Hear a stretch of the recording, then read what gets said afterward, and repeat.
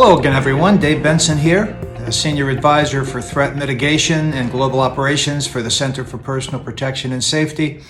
I want to briefly continue our conversation that we're doing all this month of January on behavioral threat assessment and threat management. I want to briefly touch on communication, how important that is, not only to a comprehensive workplace violence prevention program, but certainly it's the linchpin of threat assessment and threat management. How communication can and does come in several different varieties, if you will, and they all have to be factored in and considered. I want to talk about some recent trends that I've seen that kind of evolved even before the pandemic, but has certainly been exacerbated. So I want to make you aware of those. And then finally, a reminder to let's keep it simple. Let's go back to the basics of threat assessment, that regardless of what the latest flavor of the month is, as far as threatening behavior, how it's being communicated, that we need to keep in mind the basics involved of behavioral threat assessment. So let's get started with that. You know, communication is the lifeblood of our society. And in my opinion, a lack of communication or miscommunication or poor communication is also a source of a lot of societal ills.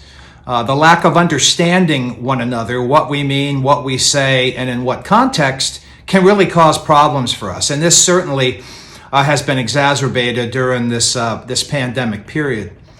Communications can and does come in various different forms. And as threat assessors, threat managers, we have to be able to pay attention to all of those. We don't rule one out as the exclusion to others. For example, maybe 15, 20 years ago, written threats were more prevalent, or telephone threats.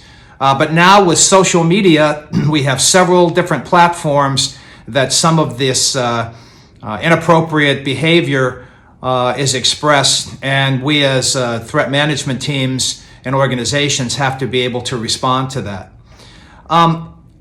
As that's being said, I've discerned some recent trends. And that's one of the reasons why I told the center I wanted to have a little bit of a conversation about this.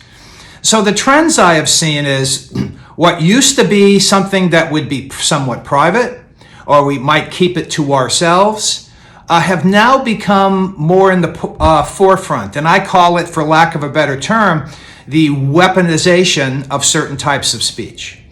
What do I mean? Political affiliations. We've always had these conversations, but in the last few years, they've become very hostile, very jaded, and in some cases can cross over into hate speech. Medical information, personal responsibility or lack thereof. All these things, everyone has opinions and wants to justify their opinion. But what I'm seeing now is, particularly in the threat assessment, threat management world, is those things are becoming weaponized. For example, are you a Democrat or a Republican or an independent? Are you pro-mask or anti-mask? Are you pro-vaccination, anti-vaccination? Are you pro-vaccine mandates and mask mandates? Are you anti? Again, all of these things are neither right nor wrong. And in another context, we wouldn't be as concerned now. But we are now seeing individuals lashing out, making threats, ultimatums, and in some cases even threatening or talking about the potential for violence based upon an organization's view of these things. Now, I want to quickly hearken to one stark reality. You can't win with this. This is not being on the right side or the wrong side. As a matter of fact, that concept of right and wrong has gotten so blurred, it's actually become a tinder point. So organizations that decide to follow mask and vaccine mandates, or do not, or once did, and now, as we're seeing, have decided not to, you are going to get fallout, regardless of where you are on the spectrum. So the answer here is not so much what your position is, it's how you deal with the information that you get. And then finally, let's keep it as simple as behavioral threat assessment can be, and it's not particularly simple, but there are some basic components. Talk is cheap.